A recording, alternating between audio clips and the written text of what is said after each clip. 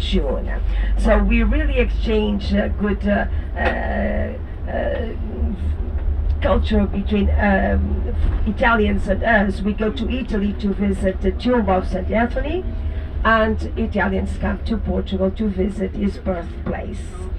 He was born in the oldest hill of Lisbon, Alfama, and not even with the name of Anthony. He was born, baptized Fernando, and he had a call, and he spent most of his time at the Cathedral of Lisbon, and later he entered one of the convents. He met some of the Franciscans, and during this period he was impressed by the Franciscans, their lives, and he wanted to visit the Franciscans in Italy. So he took a trip and he went to Italy, never to return, but he stayed there and he did a good work helping St. Francis of Assisi, and he ended up by dying there. When he took the habit of a Franciscan, he was asked, "How would you like to be called?" And he said, "Antonio," because it was a very common name here in Portugal, so he became Saint Anthony. He was born here. But we have also in Lisbon the relics of Saint Vincent. Saint Vincent was a martyr that died in the south of Spain, and our very first king wanted to have some important relics of a saint here in Lisbon when he conquered the city to the Arabs in 1147. So he asked the body of Saint Vincent to be brought here to Lisbon, and the body of Saint Vincent did a long trip by boat from the south of Spain, the Mediterranean area, to Lisbon, arriving here with a sort of caravel. And it is said, according to the tradition, that this vessel was escorted by 2 ravens. And the body finally arrived, and the relics were placed in the Cathedral of Lisbon, where they still are nowadays. And until nowadays, we have always 2 ravens that live in the Cathedral of Lisbon. And if you look at the top of the lamps, look here on the right hand side and left hand side, on top of the lamps you can see a golden little vessel with 2 crows, with 2 ravens. Take a look here, there's one here and the opposite side as well. So that is the symbol of Lisbon, and is a symbol of Lisbon's flag.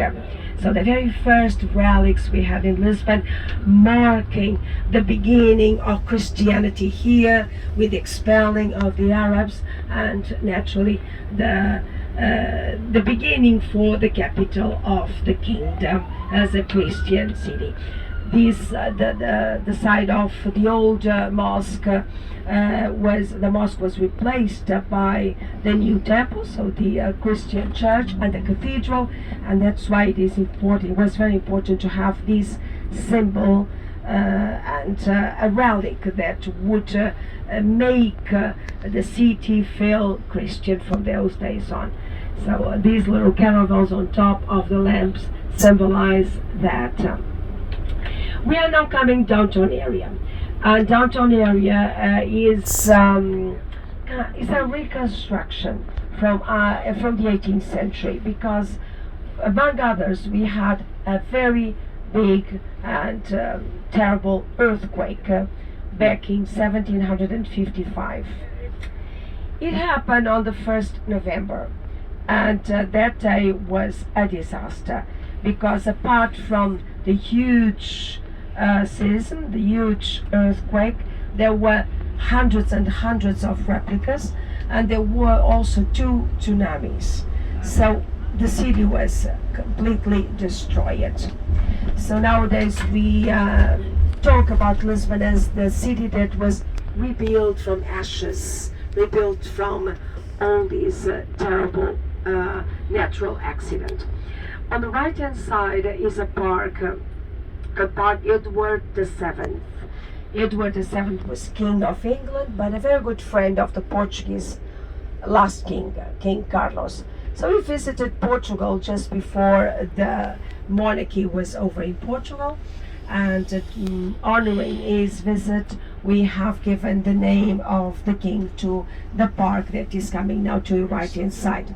On top of the park there are columns, two columns, one on each side, that represent the first visit of Queen Elizabeth II of England for the first time here to Portugal after she was crowned queen in 1957.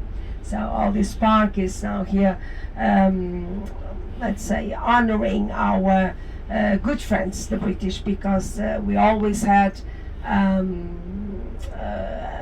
peace with England, and England was always a good ally of Portugal, Portugal a good ally of England, and in bad times we were helping each other. So we have the oldest, let's say, agreement of peace between two countries, and that's on top the columns. The monument on your left hand side is dedicated to the man that was the minister of the king, so a sort of prime minister in those days. He was a marquis of Pombal, a nobleman, and he was the man in charge of the total reconstruction of Lisbon after the earthquake in 1755. If you look down, you see that on the sidewalks we have these cobblestone sidewalks. It's nice. We have the basalt, that are the black ones, the black stones, and the limestone with the white stones, and we make beautiful designs and patterns with them. But as I told you about the caravel, the vessel with Saint Vincent's relics and the two ravens, you can see that on the floor. As we move on now, look on the left hand side, just in front of the monument down, there is a caravel on the floor. You can see that. So the Marquis of Pombal is looking at the area that he rebuilt after the earthquake, and we're now going down one of the most beautiful boulevards of Lisbon. We say it's our little Champs-Élysées, where real estate is the most expensive in the country. It's really an important area for business as well, for shops, for five-star hotels, theaters, but also a residential area. Some of the buildings have residences, but the residences are normally located on top of the buildings. So people living there, they only see the green of these trees. They're extremely expensive apartments.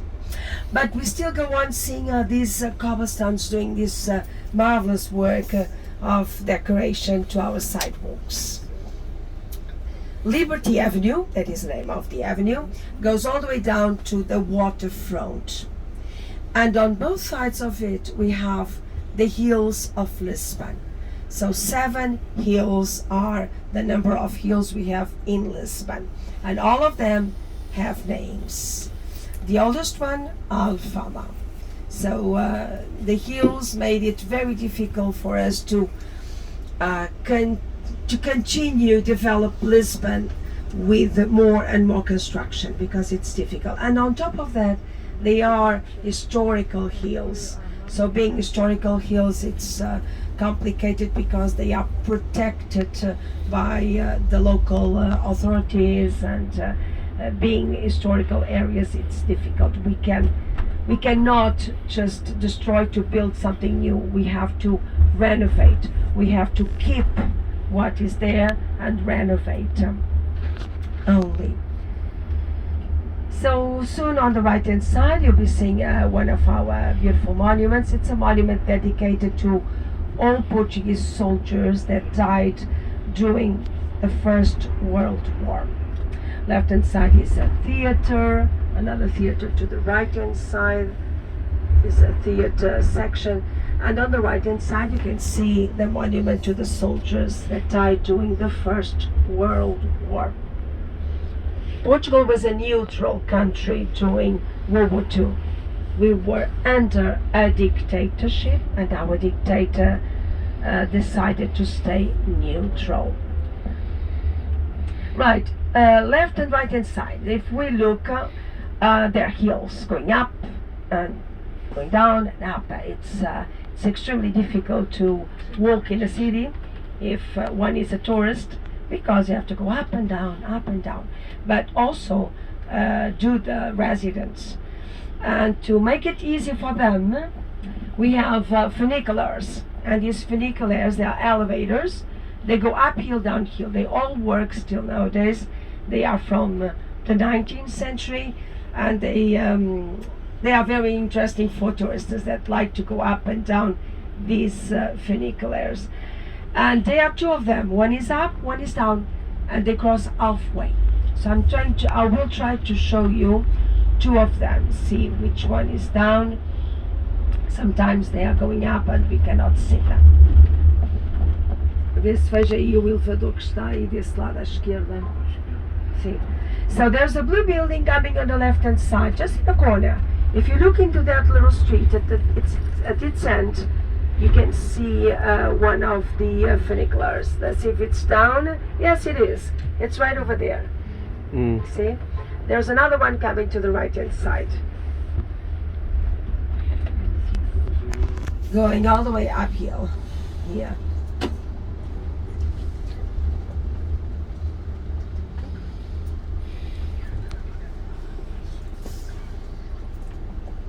Maybe it's Tayo da Gloria.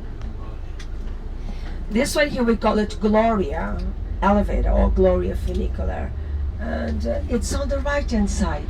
You can see the lights there, so it's down. You see there on the right hand side. It's like a trolley. Yeah. Well, there's one up, one down, and they cross halfway. The building on the right hand side used to be a noble residence. Nowadays it's the main tourism office and information center in Lisbon. The monument in the middle of the square represents the Portuguese independence from Spain. Well, two countries side by side, and kings are in Spain, kings are in Portugal. Princes start getting married to different. Well, we have this tradition in Portugal and Spain to have our princesses going to Spain, Spanish princess coming to Portugal, and intermarriages. It's normal. So there was a time when we lost our hair, and the heir of the throne was a Spanish king, Philip II of Spain.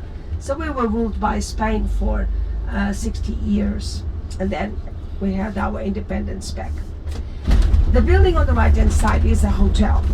This hotel was built by the same company that owned the Orient Express.